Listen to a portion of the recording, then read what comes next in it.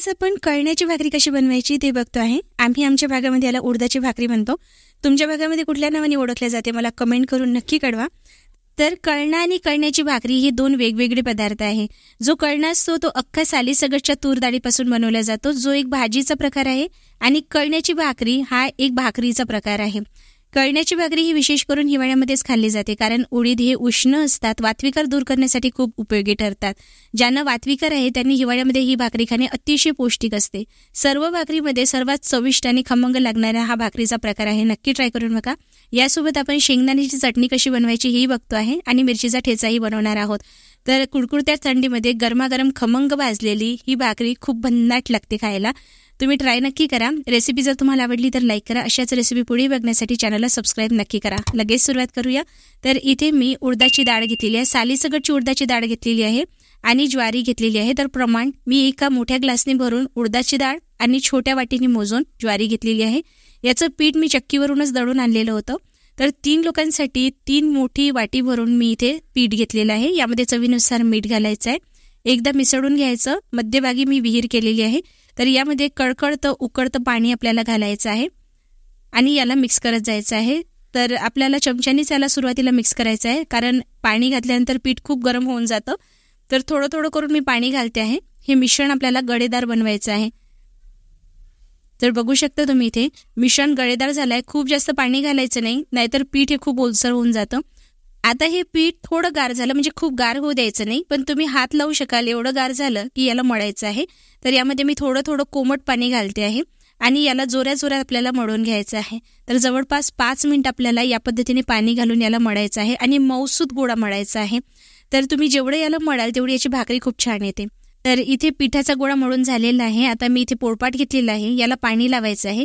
ही भाकरी तुम्ही पाणी लावून सुद्धा थापून घेऊ शकता, कारण उडीद हे चिकट असतात, हाताला अजिबात चिकटत नाही. पण ज्यांना भाकरी या पद्धतीने बनवता येत नसेल ते पीठ घालून जसं आपण नेहमी पोळी लाटतो त्या पद्धतीने लाटून सुद्धा घेऊ शकता. तर इथे बघू शकता या पद्धतीने मी भाकरी थापून घेते आहे. तर पाणी लावायचं आहे आणि या पद्धतीने आपल्याला याला थापत जायचं आहे. तर काठांनी जास्त थापायचं आहे, काठांनीच याला आपल्याला पातळ पातळ करत न्यायचं आहे आणि मोठं करायचं आहे. तर ही भाकरी खूप जास्त पातळ लाटल्या जात नाही, थोडी जाडसरच ठेवायची आहे. जी वरील बाजू होती ती पालती घालायची आहे आणि जी खालची बाजू होती ती वर येऊ द्यायची. तर एका बाजूने व्यवस्थित भाजल्या गेल्यानंतर याला पलटवून घ्यायचं आहे. तर भाकरी ही आपल्याला मीडियम फ्लेमवर सुरुवातीला भाजायची आहे आणि नंतर लो फ्लेमवर याला छान खमंग सुगंध येईपर्यंत भाजून घ्यायची आहे. गरमागरम भाकरी इथे तयार झालेली आहे. जेव्हा आपण ही भाकरी बनवतो ना, घरभर याचा सुगंध पसरतो. भूक नसेल तो सुद्धा जेवायला बसेल एवढी खमंग लागते ही भाकरी. तर यानंतर आपण इथे दही फोडणी करतो आहे. त्यासाठी मी दही घेतलेलं आहे. तडका मारण्यासाठी मोहरी जिरे घातलेले आहे, सुक्या लाल मिरच्या घातलेल्या आहे, थोडा कढीपत्ता घालून घेते आहे आणि याला एकदा व्यवस्थित मिक्स करून घ्यायचं आहे. तर आता हा तडका आपण दह्यामध्ये घालणार आहोत आणि तडका घातल्यानंतर लगेच यावर झाकण ठेवायचं आहे. तर इथे फोडणीचं दही सुद्धा तयार झालेलं आहे. सोबतच इथे मीठ घालायचं आहे. तुम्ही इथे काळं मीठही घालू शकता, मी साधं मीठच घातलेलं आहे. एकदा मिक्स करायचं आहे. आता आपण शेंगदाण्याची चटणी बनवतो आहे. तर यासाठी मी शेंगदाणे अगदी लो फ्लेमवर भाजायचे आहे, पण खूप जास्त शेंगदाणे भाजायचे नाही, फक्त सालं वेगळे होतील एवढंच आपल्याला भाजायचं आहे, कारण हे शेंगदाणे आपण नंतर सुद्धा भाजणारच आहोत. शेंगदाणे भाजून आणि याचे सालं काढून झाले की याला आपल्याला खलबत्त्यामध्ये कुटायचं आहे. तुम्ही मिक्सरमध्ये जाडसर वाटून घेऊ शकता. तर याचं जाडसर कूट करायचं आहे, खूप बारीक करायचं नाही. आता पॅनमध्ये थोडं तेल घालायचं, यामध्ये जिरे घालायचं आहे आणि बारीक तुकडे केलेला लसूण घालायचा आहे. तर लसूण आपल्याला छान लालसर तांबूस आणि कुरकुरीत होईपर्यंत परतून घ्यायचं आहे. इथे मी 1 चमचा लाल तिखट घातलेला आहे. तर इथे मी कश्मीरी लाल मिरची पावडर घातलेला आहे, यामुळे चटणीला रंग छान येतो. साधा लाल तिखट आपण घालणारच आहोत.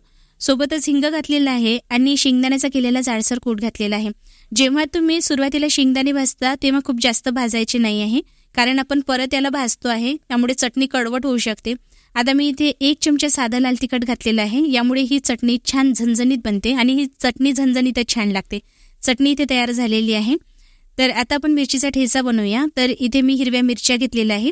सुरुवातीला तेल न घालता भाजायचे आहे आणि इथे 1 ते 2 चमचे तेल घालायचं आहे. छान धूर निघायला लागला की लगेच झाकण ठेवायचं, गॅसची फ्लेम बंद करायची आहे. या धुरामुळे काय होतं, मिरच्यांना एक छान स्मोकी फ्लेवर येतो. आता या मिरच्या खलबत्त्यामध्ये घालायच्या आहे. 2 ते 3 लसण पाकळ्या घालायच्या आहे. थोडं मीठ घालायचं आहे, चिरलेली कोथिंबीर घालायची आहे आणि याला आपल्याला ठेचून घ्यायचं आहे. तर मिरचीचा ठेचा हा खलबत्त्यामध्येच केलेला छान लागतो चवीला. तुम्हाला जर मिक्सरमध्ये जाडसर करायचं असेल तर करू शकता तुम्ही. यामध्ये आता शेंगदाणा तेल घालायचं आहे आणि एकदा व्यवस्थित मिक्स करून घ्यायचं आहे. तर इथे गरमागरम खमंग अशी भाजलेली उडदाची म्हणजे कळण्याची भाकरी तयार झालेली आहे. झणझणी शेंगदाण्याची चटणी, फोडणीचे दही आणि हिवाळा असल्यामुळे गरमागरम कढीबरोबर अतिशय चविष्ट लागते. तर कळण्याच्या भाकरीला वरून तेल लावून घ्यायचं आहे, थोडं मीठ घालायचं आहे, मिरचीचा ठेचा, शेंगदाण्याचं तेल आणि कैरीचं लोणचं, सोबतच एक कांदा. तर इथे आपली कळण्याची भाकरी बघू शकता तुम्ही, अतिशय भन्नाट दिसते आहे. तर गावाकडे जेव्हा शेतावर जाते तेव्हा शिदोरी म्हणून ही कळण्याची भाकरी नेल्या जाते. तर ही भाकरी शेतामध्ये खायला तर मजा येतेच, तुम्ही घरच्या घरी बनवून खाऊ शकता. वरून शेंगदाण्याचं तेल घालायचं आहे आणि आपली ही शिदोरी इथे तयार झालेली आहे. अतिशय चविष्ट लागते. अस्सल गावाकडील गावरान चवीचं हे जेवण आहे. विशेष करून शेतकऱ्याच्या घरी बनवल्या जाणारं जेवण आहे. ती जर गावरान चव तुम्हालाही चाखायची असेल तर तुम्ही घरी एकदा नक्की करून बघा. तुम्हाला ही रेसिपी कशी वाटली ते मला कमेंट करून सुद्धा नक्की कळवा. अशाच नवनवीन गावरान रेसिपीज जर तुम्हाला पुढेही बघत राहायचे असेल तर चॅनलला सबस्क्राईब करा, बेल आयकॉन दाबून ऑलवर नक्की क्लिक करा. त्याचबरोबर या रेसिपीज जर तुम्हाला हिंदीमध्ये बघण्याची इच्छा असेल तर घरोघरी अन्नपूर्णा हिंदी या नावाने सुद्धा माझे यूट्यूब चॅनल आहे, त्या चॅनलला सुद्धा नक्की सबस्क्राईब करा. लवकरच भेट होईल, तोपर्यंत खूप खूप धन्यवाद.